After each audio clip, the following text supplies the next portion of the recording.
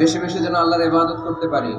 নতুন বছরে আমরা শপথ নেই, আমরা যেন অন্তরে হিংসা লালন না করি, বিদ্বেষ লালন না করি, আমরা নিজেরা যেন কাদা ছোড়াছুরি না করি, আমরা যেন মিলেমিশে একসাথে একাকার হয়ে যাই। আল্লাহ তুমি কবুল করো, আমরা পড়ি আমিন।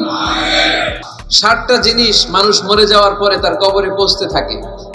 ইন্না মিম্মা ইয়ালহাকুল মুমিন মিন হাসানাতিহি বা'দা মাউতিহি, মানুষ মরে যাওয়ার পরেও যে 60টা জিনিস তার কবরে পৌঁছায় তার মধ্যে একটা হচ্ছে মসজিদান বানাহু, সে যে মসজিদ বানিয়ে গিয়েছে ওই মসজিদের সওয়াব। সুবহানাল্লাহ পড়ে।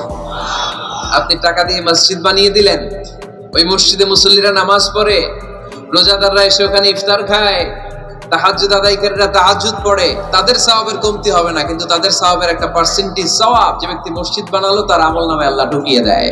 সুবহানাল্লাহ বলতে পারলেন না?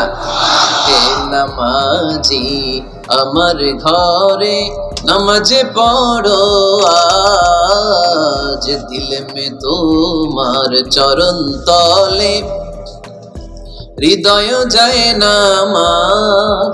হে নামাজি আমার ঘরে নামাজে পড়ো আজ, দিল মে তোমার চরণ তলে হৃদয় যায় নামাজ। পড়েন আল্লাহু আকবার।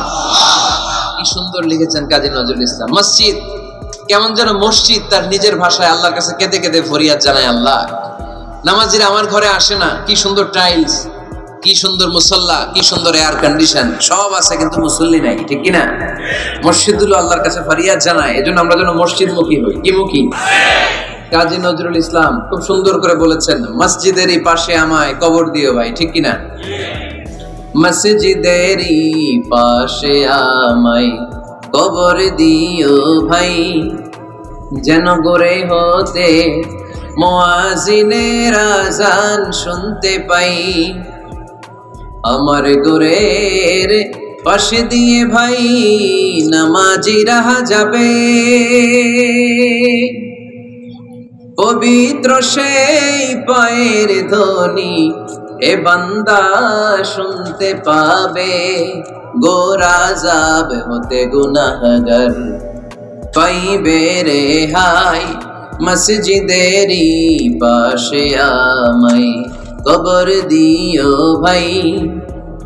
কত মানুষ নামাজি ভাই মসজিদাঙ্গিহীনাতে,